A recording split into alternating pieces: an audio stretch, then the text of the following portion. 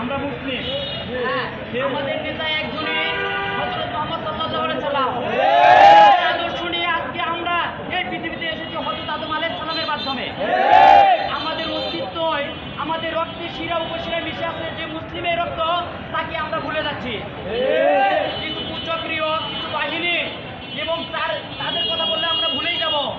আমাদের দেশকে যারা পরিচালিত করছে, সে যে বাহিনীরই হোক, যে দলেরই হোক, নির্বিশেষে তারাই গোপনে বলে এই রাম মুক্তিকে নাকি তাহারা পাহারা দিবে।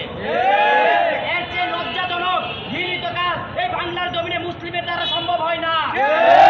যে দেশে 90% মুসলিম, সেই দেশে নাকি তারা বলে হিন্দুদেরকে পাহারা দেবে।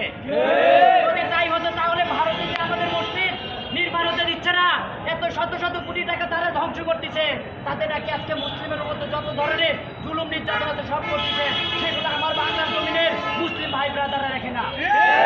আমরা আজকে ঘৃণিত, আজকে আমরা মুসলিম 90% হওয়ার পরও আজকে আমরা পদদলিত।